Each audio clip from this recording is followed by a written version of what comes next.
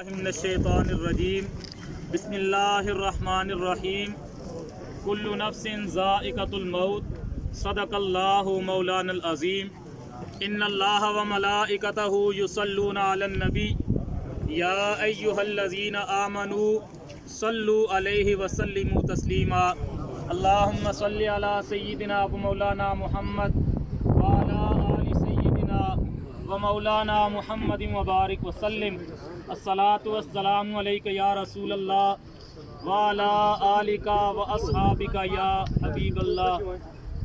دنیا کے اے مسافر منزل تیری قبر ہے، دنیا کے اے مسافر منزل تیری قبر ہے، اور طے کر رہا ہے جو تو 2 دن کا یہ سفر ہے۔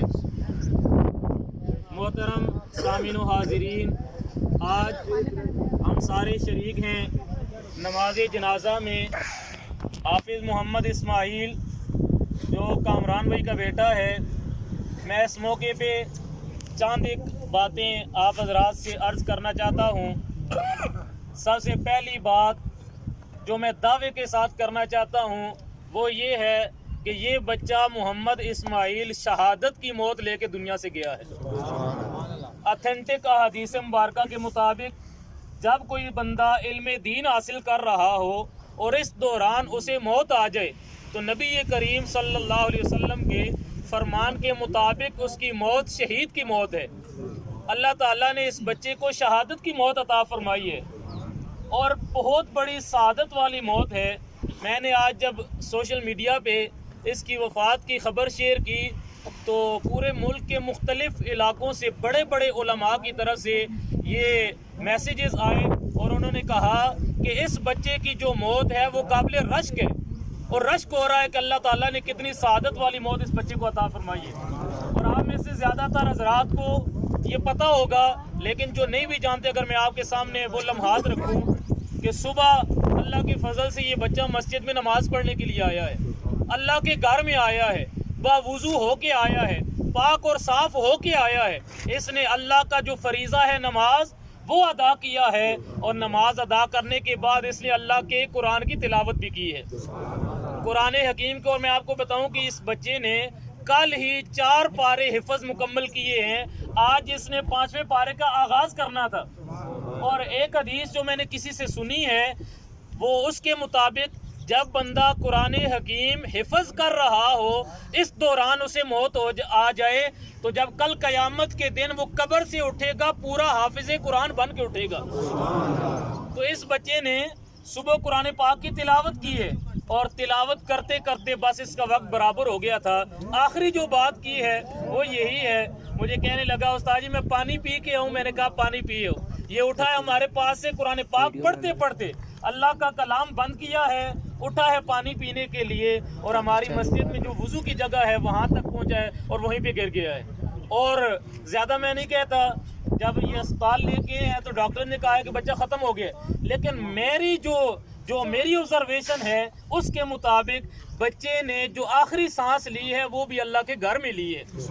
تو یقیناً یہ بہت بڑی سعادت والی موت ہے جو اللہ کے گھر میں آئی ہے، اللہ کی بندگی کے دوران آئی ہے۔ اور اگر آپ غور و فکر کریں، آپ کا ایمان ہو تو یہ بھی گواہیاں مل رہی ہے، یہ گواہیاں مل رہی ہیں کہ اس بچے کو اللہ تعالیٰ نے بڑی اعلیٰ موت عطا فرمائی ہے۔ یقیناً یہ اس کے والدین کے لیے، اس کے عزیز و اقارب کے لیے یہ سعادت کی علامت ہے، لیکن چونکہ یہ دکھ کی گھڑیاں ہیں، غم کی کیفیت ہے۔ اگر میں آپ کو اپنی بات بتاؤں تو اکثر آپ نے یہ سنا ہوگا، کہا جاتا ہے جو شاگرد ہوتے ہیں وہ روحانی اولاد ہوتے ہیں۔ اللہ کے فضل سے ہم اپنے شاگردوں کو اپنی اولاد ہی سمجھتے ہیں۔ جس وقت سے اس بچے کی وفات کی خبر آئی ہے ابھی تک خود کو سنبھالا نہیں دیا جا رہا، تو یقیناً اس کے والدین کے اوپر بھی وہ غم کی کیفیت ہے۔ تو ہماری دعا ہے کہ اللہ تعالیٰ اس کے والدین کو اور اس کے عزیز و اقارب کو صبر عطا فرمائے، لیکن اس کی جو موت ہے وہ یقیناً سعادت والی موت ہے۔ اور آپ دیکھیں کہ یہ مخلوق خدا اور یہ جو لمحات ہیں اللہ کی طرف سے باران رحمت کا نزول، یہ گواہیاں مل رہی ہیں کہ محمد اسماعیل پکا جنتی ہے۔